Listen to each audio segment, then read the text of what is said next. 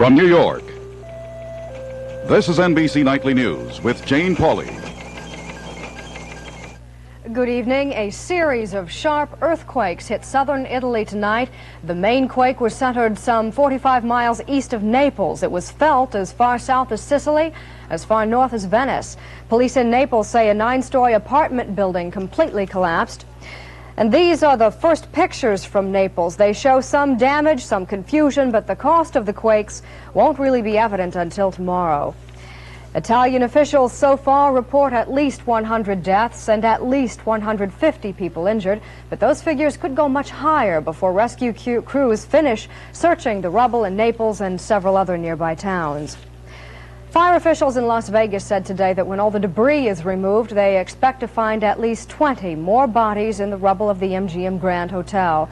84 have been reported dead so far as a result of Friday's fire, and there were some revelations today about how it started.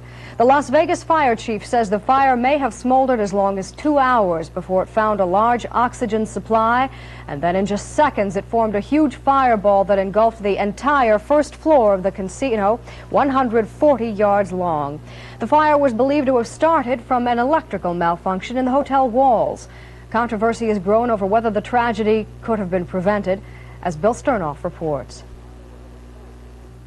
Owners of the MGM Grand Hotel deny they were ever told improvements should be made in fire safety. They say they built the hotel according to the 1970 fire code and didn't feel it was necessary to install additional systems and devices later. Fred Benninger, the chief executive officer of the hotel company, disputes a fire department report that the fire smoldered unnoticed before breaking out in the casino. Las Vegas fire investigator Mike Patterson reported the fire started in the attic in the deli and may have burned unnoticed for 2 hours or more. He said a sprinkler system would have put it out. If there had been sprinklers in there, we'd have had some water damage pour down in that deli area, and that would have been it. That would have been it. That's as far as it would have gone. Fire Chief Roy Parrish says he never told the hotel owners fire protection ought to be improved, but someone else in the department did. Captain Carl Lowe, who was a fire marshal, made recommendations as far back as 1972, before the hotel was built. Lowe told NBC News he talked with the architects. We went ahead and made recommendations, whether it be verbal with those architects sitting with us at the table or in writing. Why do you suppose the hotel didn't change? I have no idea. MGM management steadfastly denies that. I never heard of his request. Completely off of the property. Off of the property, gentlemen. The hotel management has become sensitive about publicity, but some relatives of people who may have perished in the fire charge the management isn't sensitive enough. I think they've been totally insensitive. Brad Keller flew in from Indianapolis to find out what happened to his mother and father. We've gone to the morgue. We've looked at all their pictures. We've looked at several bodies. They're not my parents. The doctors at the morgue say that they feel there are other bodies in the building. The search for fire victims continues, and the formal fire department investigation is expected to last at least a week. Bill Sternoff, NBC News, Las Vegas. Las Vegas after the fire. How does a city built for play cope with mourning? Frank Burkholzer reports. In the churches of Las Vegas, the MGM catastrophe was the subject of special prayers at Sunday services. In the casinos of Las Vegas, the event also was on people's minds. Not only the horror of it, but the practical effect of 4,500 suddenly unemployed workers. I'm thankful it wasn't in our casino. I know in today's economy, I couldn't afford to be out of a job for any length of time. One of the ex-MGM craps table dealers is John Kincaid. Well, the town right now can't absorb us. There's no way that we can go to work because we just had the Aladdin thing here and all these people were out of work and they just now got back to work themselves. So it's going to be a while before we go back to work. As for the out-of-town tourists, it was first things first. It makes you feel a little bit insecure about being in a large building, but what's meant to be can happen. Oh, I just hope it doesn't happen while I'm here.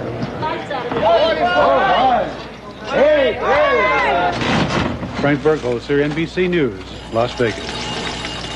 And in Atlantic City, another mecca for gamblers, Friday's tragic fire is making a lot of officials nervous. So nervous that they met today with the New Jersey Attorney General. And Rebecca Sobel reports from Atlantic City.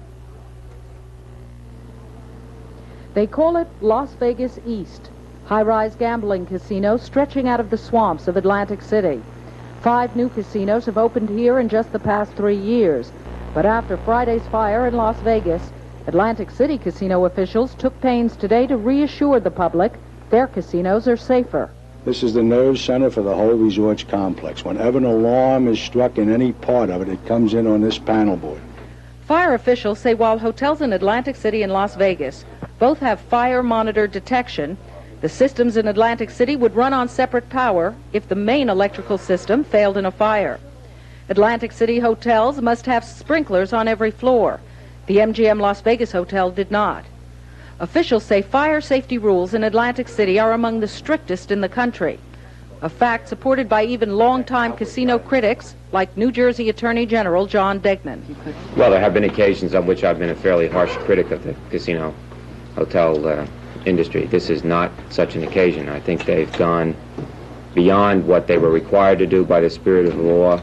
Degnan called a meeting today of casino officials and fire marshals to see if fire codes are being strictly observed. But the Attorney General says he also plans to check the final report from the Las Vegas fire, just in case Atlantic City officials have missed anything. Rebecca Sobel, NBC News, Atlantic City. Police want to know how looters got into the MGM Grand in spite of police and private security around the clock.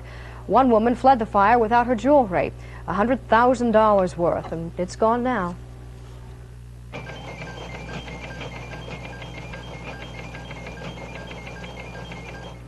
Love to cook, but it is a lot of work. Then you need the Oster Kitchen Center. Ah! I'm Johnny O, and the Oster Kitchen Center is your everyday food preparation appliance.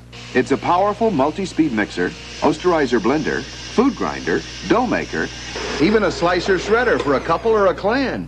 Now, what am I going to do with all this? Set another plate? Ooh. The Oster Kitchen Center, from the makers of the Osterizer blender and more.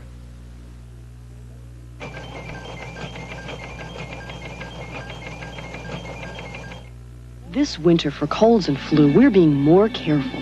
Plain aspirin again and again every 4 hours can upset the stomach. And that's the last thing we need with Phil's fever. So now we fight fever with Bufferin instead. No ordinary aspirin tablet, not even Bayer, can reduce fever faster than Bufferin. And Bufferin has ingredients that protect the stomach from aspirin upset. Bayer doesn't. Maybe your family can also be more careful to take Bufferin, the fever fighter, easier on the stomach. Oh, this is the 386th day of captivity for the American hostages, and 2 Algerian ambassadors may be on their way to Washington with Iran's answer to the U.S. response to conditions for their release. Marvin Kalb reports from the State Department. The Algerians are the middlemen between Iran and the United States, and today a few of their top diplomats left Tehran for Algiers, carrying the Iranian reaction to the American proposals for a solution to the hostage crisis. The Algerians had been in Tehran for more than a week, explaining the American proposals but not defending them. Apparently, the Iranians were not satisfied, but they did not reject the proposals outright. They seem to be seeking further clarification. If that assumption is correct, and it is the operating assumption here, then at least the administration has been successful in stimulating a dialogue with Iran, however indirect and long distance that dialogue may be. The success, though, is a very limited one, offering no immediate prospects of a breakthrough. Deputy Secretary of State Warren Christopher could fly to Algeria to pick up this dialogue, or an Algerian diplomat could fly here. There is, among most officials involved in this hostage crisis, a deep weariness, a feeling that Iran would now like to end the crisis but needs some kind of face-saving solution, and the U.S., for both legal and financial reasons, has not yet been able to come up with one. One official here speculated this crisis could carry over into the next administration. Marvin Kalb, NBC News, the State Department. The Iran-Iraq war is driving a serious wedge between radicals and moderates in the Arab world. When the Arab League meets Tuesday in Jordan, Syria won't be there. In fact, Syria may hold a counter-summit with other hardliners, Libya, Algeria, South Yemen, to flex their veto power. It's a dilemma for the PLO to go with the Arab moderates who have the money, or the radicals like Syria who have the manpower. Today, the man responsible for telling President-elect Reagan where the budget can best be cut added his voice to those calling for a rise in the Social Security retirement age. Caspar Weinberger, who's been called a leading contender to become Reagan's budget director, said the retirement age should be raised gradually because these days people want to work past age 65. The U.S. Commission on Civil Rights has asked President Carter to veto a bill for federal agencies, but commonly called the Anti-Busing Amendment. The bill would bar the Justice Department from filing school desegregation suits when busing might result. The Anti-Busing Amendment has served as a battle cry for some black leaders who see it as symbolic of the dangers they perceive in a Reagan administration. John Dancy reports from Washington. Speaking as guest minister at one of Washington's leading black churches, the Reverend Jesse Jackson said blacks must move immediately to counter Ronald Reagan and the new conservative Congress. The extreme right wing of the Republican Party has seized the federal government. We must not wait and see. We must monitor and move. I'm telling you, I smell some danger signals. The passage of Senator Jesse Helms' order, a rider, to an appropriations bill outlawing busing is a danger signal. It would put the federal government on the side of upholding unlawfully segregated schools and school systems. Y'all, the issue is not the bus, it's us.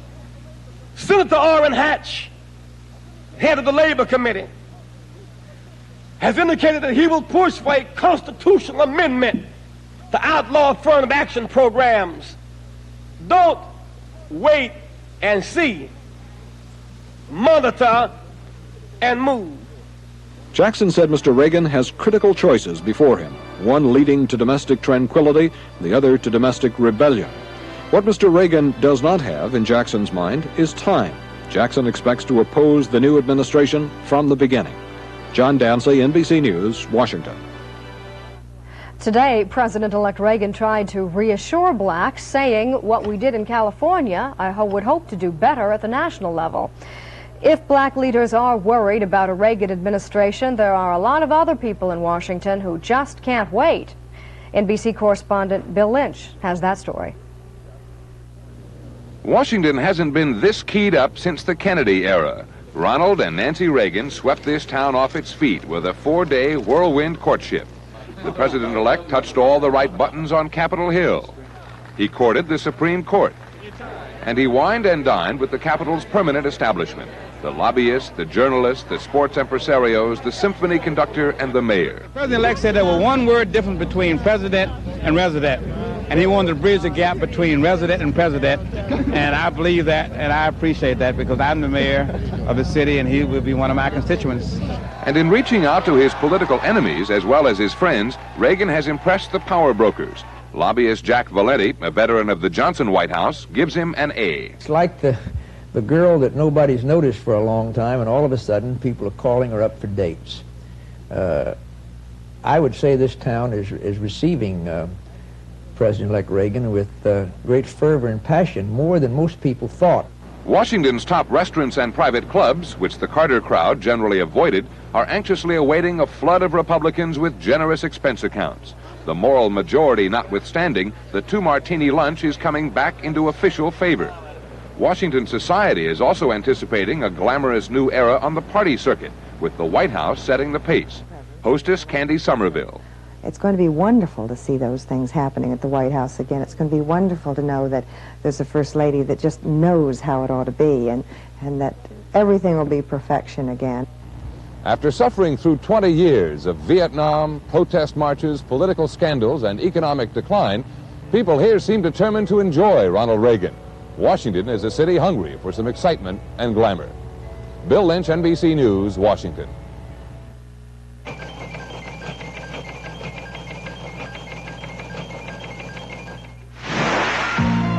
General Motors introduces Computer Command Control, a new system that uses this onboard computer to help achieve the highest corporate average fuel economy in GM history, while reducing exhaust emissions to the lowest in GM history.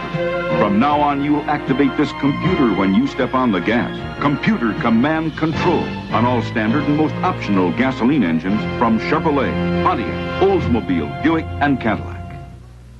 Philip Brothers, one moment, please. Good morning. Maxwell House is coffee to relax with. Maxwell House will brighten up your day. Maxwell House. Will you please hold? Good to the last drop, Maxwell House. Relax with the great taste of Maxwell House coffee. Always good to the last drop. I can connect you now. Thank you for waiting. Good to the last drop, Maxwell House.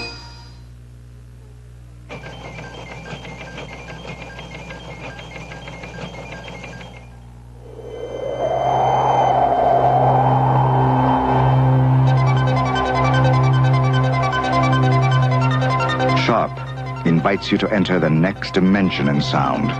A dimension that will change forever the way you think about stereo. And it took a whole new technology to do it. A microcomputer technology that perfectly blends the mind of an engineer with the art of a musician. Sharp. We make computers that play music. The space shuttle, already 2 years behind schedule, was supposed to take a short trip today, just to move from one hangar to another, but even that was delayed. Roy Neal explains why. The spaceship Columbia has been in this building at the Kennedy Space Center for nearly 2 years of frustrating delays. But late today, these engineers finally were ready to move the spacecraft. Even the move was delayed. They had hoped to make it over the weekend, but last-minute details and a lot of paperwork stymied the effort. It's now scheduled for noon tomorrow. The biggest problem with the space shuttle has been tiles, 31,000 of them, in all sorts of sizes and shapes, glued to the spacecraft to serve as a flexible skin that can control the tremendous heat and cold of spaceflight and re-entry. Bonding the tiles has been a nightmare. Thousands have had to be replaced and re-glued, and every one of them has a paperwork history. Well, the final tile's been put in place, and the final piece of paper is being signed out tonight. The Columbia will be towed a short 300 yards into the huge vehicle assembly building, the same building that once housed moon rockets. Inside that building tonight, a giant external fuel tank and twin solid rocket engines are waiting. They'll be bolted to the spacecraft, and final checkout will begin. This move, according to NASA, begins a 15-week countdown to launch. They plan to roll out the space shuttle fully assembled the day after Christmas to Launch Pad 39A, hopeful of putting astronauts back in space in March. Roy Neal, NBC News at the Kennedy Space Center. Volkswagen of America says United Auto Worker members won't get any priority when the company opens its new plant in Sterling Heights, Michigan.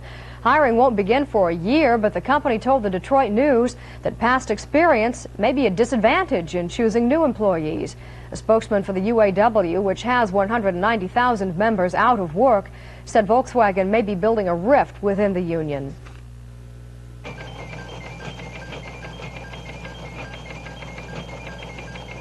Polydent presents Martha Ray, movie star, denture wearer. Yes, I'm Martha Ray, and I've worn dentures for years. And Polydent is all I ever needed to clean them. Look, tough food stains like these can be a real problem on dentures, but not with Polydent tablets. Polydent's penetrating formula has 5 powerful ingredients.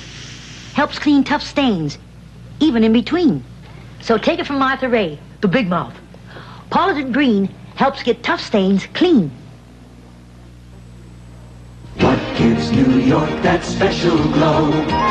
What puts the chic in Chicago? What makes stars shine in the Hollywood sky? The sparkling taste of Canada Dry. Why does America sparkle with Canada Dry? It's crystal clear. The purer the water, the more sparkling the taste. And nothing sparkles better than Canada Dry. Club soda, tonic water, ginger ale. America sparkles with Canada Dry.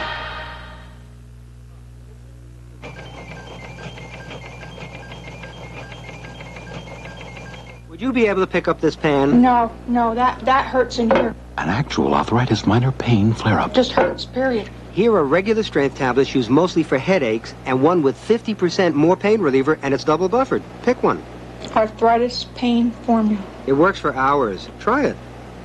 Remember this pan? It does not hurt when I pick it up. I can pick that pan up now. And I could not pick it up before. I am going to buy arthritis pain formula. It's great.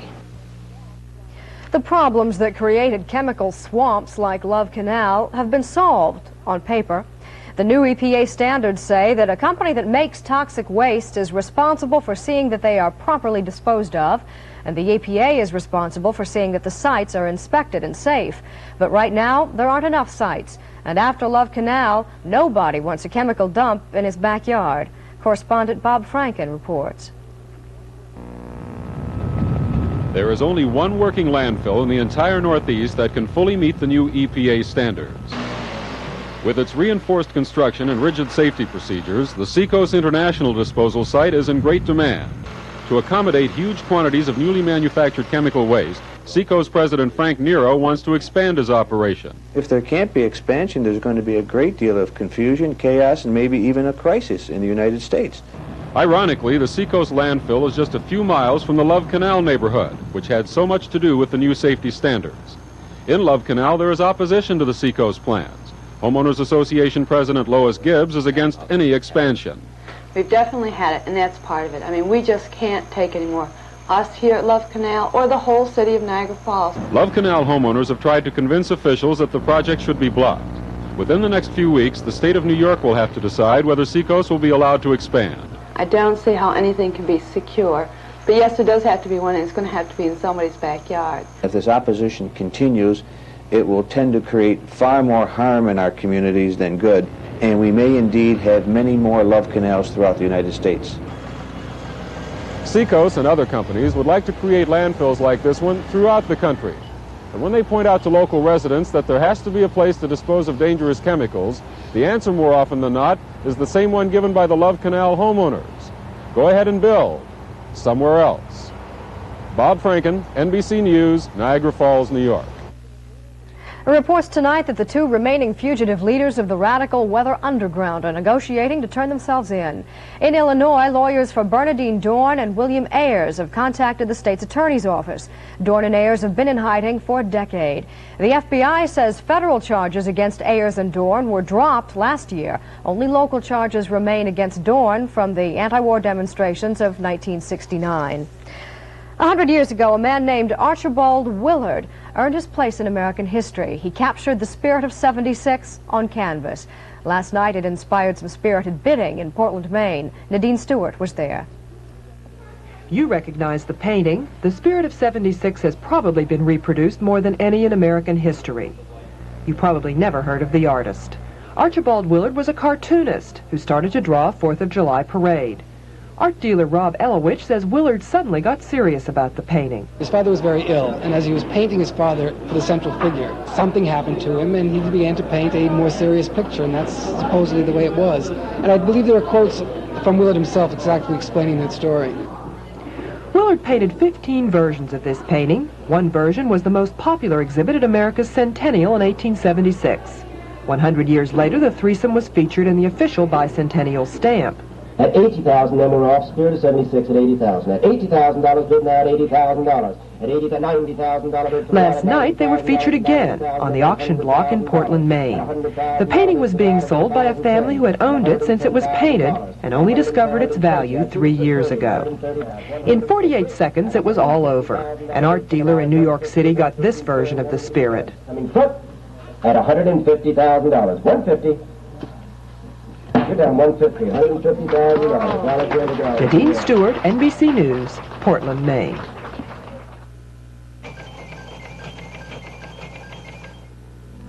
The secret of this mysterious drop of oil of Olay is that it's similar to the natural fluids your skin had so much of when it was younger. As your skin ages, it loses those vital fluids, disturbing nature's delicate balance.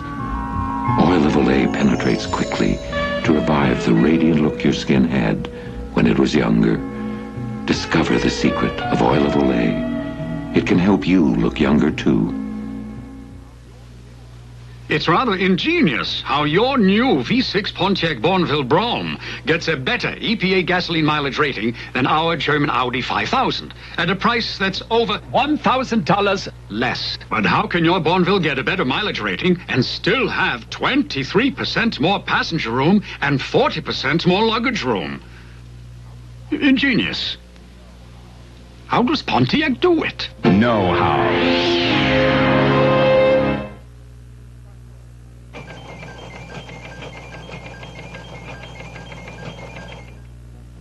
So beautiful.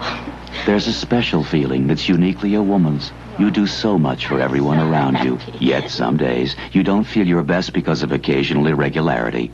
Then you take Correctol, the modern, gentle laxative. Correctol's special formula combines a mild laxative with a softening agent. Its gentle overnight action will help you feel like yourself again. Next time, try Correctol, the modern, gentle laxative so many women are using today. It's a controversial operation, and yet many thousands of people undergo it each year. It's a coronary bypass, and arguments over it are splitting heart specialists into several factions. Barry Kaufman of WMAQ-TV Chicago has this report. John Fitzgerald, a Chicago commodities broker, had a bypass operation 3 years ago. It eliminated his chest pains. Sid Anderson had an emergency bypass 8 years ago. His doctor said it saved his life. Relief of pain, longer life. Not all heart specialists believe the operation does both. Dr. James Schoenberger, the new president of the American Heart Association. I think the evidence on this is a little shaky in bypass surgery as far as prolonging life is concerned. And what about as far as reducing the frequency of chest pain, it's been uniformly successful. After 12 years, there is little doubt among heart specialists that bypassing clogged heart arteries with pieces of leg vein has been shown to relieve chest pains. But with an estimated 100,000 surgeries to be done this year at a cost of over $1 billion, some critics say that is not enough. Medication, in many cases, they say, could do just as well. In fact, a 1977 Veterans Administration study at 13 of their hospitals concluded that for prolonging life, medication was just as good. Surgery, the study found, was only superior for the 10% of patients with blockages in the heart's principal coronary artery, called the left main. But there was criticism because that study was done when the operation was only a few years old. Not that many had been performed, and results were not as good as they are today. At the American Heart Association convention in Miami this week, researchers heard an update on the VA study. It suggests that perhaps 50% of patients with coronary artery disease are better off with surgery. Several other studies present a more favorable picture.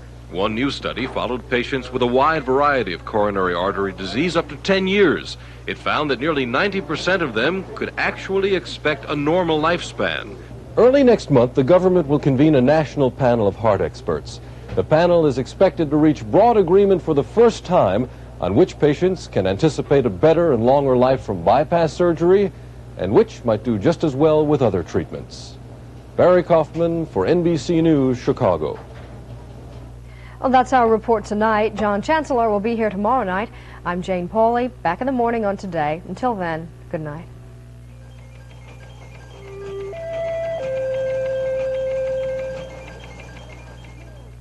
Sunday. It's time for the Mouseketeers and the 25th anniversary Mouseketeer reunion on an all-new Disney special.